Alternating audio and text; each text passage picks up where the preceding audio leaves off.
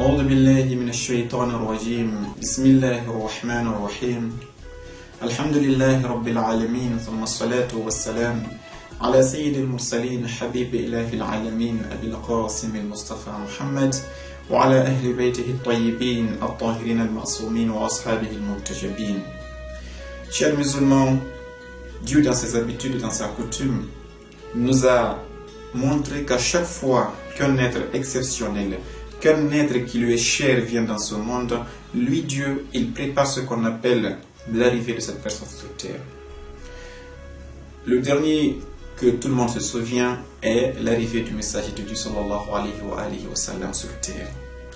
Tout le monde est unanime que le jour de sa naissance, il y a eu des miracles qui se sont produits. Parmi les plus reconnus, cette lumière éblouissante qui a envahi la planète Terre. Et aujourd'hui, nous sommes en train de voir la naissance d'un autre être exceptionnel, à savoir la fille de ce messager de Dieu. Cette dame noble qui s'appelle Fatima Zahra alayha salam. Dieu nous a montré à nous les musulmans, ainsi qu'à toute l'humanité, que cette personne était importante pour lui. Et donc, pour l'arrivée de cette personne sur la terre, Dieu a préparé un scénario. Soyez sûr qu'il n'a accordé à aucun autre avant elle. Personne. Comment est-ce que cela s'est passé? Dieu a annoncé l'arrivée de cette personne de deux manières. Il l'a annoncé au messager de Dieu en privé et il l'a annoncé à toute l'humanité en public. Comment est-ce que cela s'est passé? Par rapport au messager de Dieu, lorsque Dieu a voulu accorder au prophète Mohammed cette dame qu'on appelle Zahra alayhi salam, Dieu a délégué un ange, l'ange Gabriel alayhi salam. Il lui a dit, va sur terre et dis au prophète Mohammed sallallahu alayhi wa sallam que son Seigneur lui adresse les saluts les plus précieux et que son Seigneur lui ordonne un décret divin de s'abstenir de sa femme Khadija pendant 40 jours. Pendant ces 40 jours, il ne doit pas voir sa femme. Et pendant ces 40 jours, il doit aller faire ce qu'on appelle la retraite spirituelle, ce qu'on appelle Al-Khalwa. Et pendant ces 40 jours de retraite spirituelle, il faudrait qu'il gêne tous ces 40 jours. Et que les nuits, il se lève pour prier. Ouvrons une parenthèse. Le messager de Dieu, le prophète Mohammed sallallahu alayhi wa sallam, est sans conteste l'être le plus parfait que Dieu ait créé. La lumière la plus éblouissante et la plus sublime qui provient de la part de Dieu. Un prophète qui a lui-même attesté qu'avant qu'Adam ne soit créé, lui existait déjà. Un prophète qui a attesté que moi, Mohammed, mes yeux dorment, mais mon cœur ne dort jamais. Pour vous dire que c'était un être qui était toujours prêt et toujours en connexion parfaite envers Dieu. Rien ne le désorientait de la part de Dieu. Shaitan n'a aucune influence sur lui. Un être comme lui, à chaque fois que quelque chose provient de lui, cette chose qui émane de lui ne doit être que du bien. Mais Dieu a vu que cet enfant qu'il voulait accorder au prophète Mohammed, ce degré qu'il avait ne suffisait pas. Il a fallu que le prophète puisse encore augmenter son grade auprès de Dieu pour mériter de recevoir cette lumière qu'on appelait Zahra alayhi salam. Une fois que le 40e jour est arrivé, l'ange Gabriel descend avec l'ange Michael. L'ange Michael avait un plateau dans lequel il y avait de la nourriture. Les anges arrivent chez le prophète Mohammed dans sa retraite spirituelle et lui disent, son Seigneur t'adresse les saluts les plus précieux. Il t'ordonne de rompre ton jeûne du 40e jour avec cette nourriture céleste.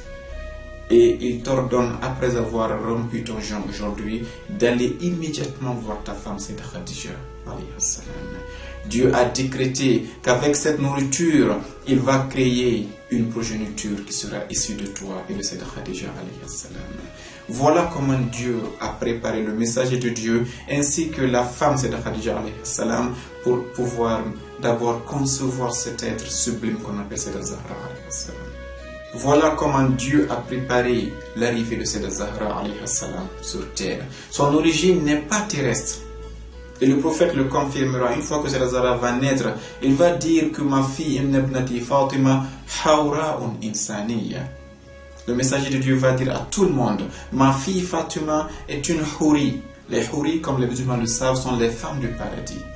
Elle est une houri, un être céleste, mais qui a pris l'apparence d'un être humain. Voilà l'origine de Sayyidat Zahra alayhi salam.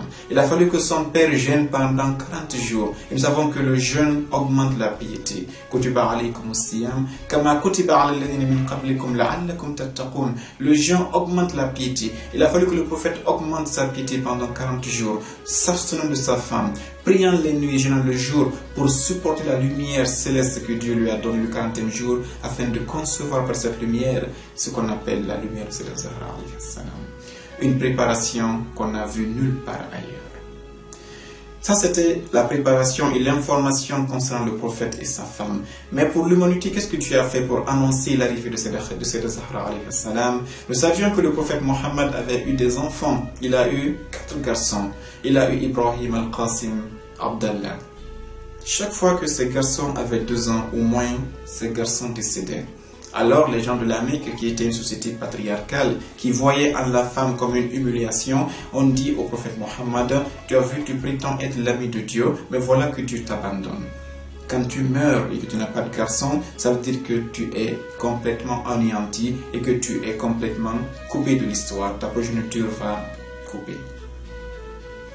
Dieu a vu cette gêne que le prophète a subie. Il a vu cette humiliation que Dieu a donnée de la part des mécréants de la Mecque envers son prophète. Qu'est-ce qu'il fait? Il révèle toute une sourate complète. Il l'intitule sourate Al-Kawthar. Une sourate en réponse à ces moqueries, en réponse à ces railleries adressées au message de Dieu. Dieu dit dans cette sourate, à la dernière phrase de cette sourate, il dit: Inna shani'aka huwal abtar. Il dit: oh Mohammed, sache que c'est ton ennemi, c'est celui qui se moque de toi, c'est celui-ci qui va avoir la lignée coupée. Toi, ta lignée va être pérenne et subsister jusqu'à la fin du monde. Et cette lignée, par quelle voie est-ce que Dieu a fait subsister et pérenniser la lignée du prophète Mohammed? C'est par le biais, non pas de ses fils garçons, mais par le biais de sa fille, Sayyidat Zahra alayhi salam. Dieu a annoncé par cette sourate que si tes 3 garçons et 4 sont tous décédés, tes 4 garçons, alors je vais sécher tes larmes en te donnant une fille que j'ai nommée l'abondance. Al-Kawthar signifie l'abondance. Par cette abondance, ta lignée va être préservée. Par cette dame, ta progéniture ainsi que ta lignée va être pérennisée tant qu'un être humain subsistera sur la terre.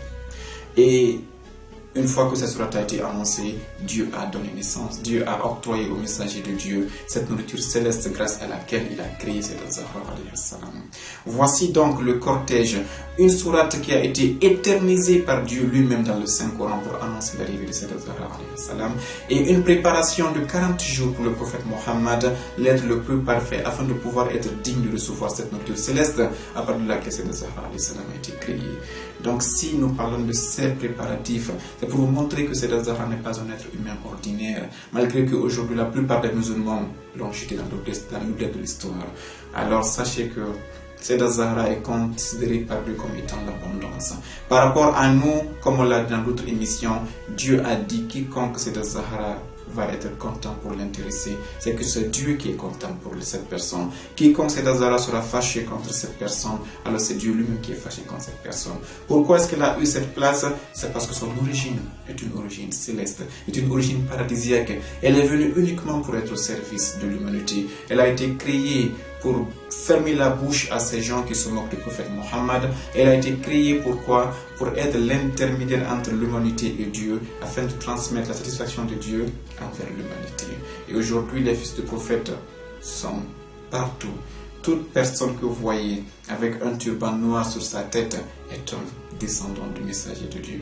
Alors, où sont les descendants d'Abu Sufyan qui se moquaient de lui? Où sont les descendants d'Abu Jahal qui se moquaient de lui? Personne ne connaît où ils sont. Comme le Coran l'avait dit, Inna shani'aka huwal abtar. Ce sont tes ennemis qui ont la lignée coupée. La lignée de ces gens n'existe plus aujourd'hui. Mais la lignée du prophète Mohammed sallallahu alayhi wa sallam, on les appelle par 2 noms. On les appelle soit Al-Sharif en Afrique, ou bien on les appelle As-Sayyid dans les pays arabes. Ils sont là et ils sont respectés, honorés, car ils ont en eux les gènes du messager de Dieu. Le sang du messager de Dieu coule en eux. Donc, Sayyidat Zahra alayhi salam est à l'origine de ce bonheur. Que Dieu nous accorde son témoignage et dans ce bas monde bien au-delà. Inch'Allah ta'ala, à d'autres émissions, bismillah. Wassalamu alaikum wa rahmatullahi ta'ala.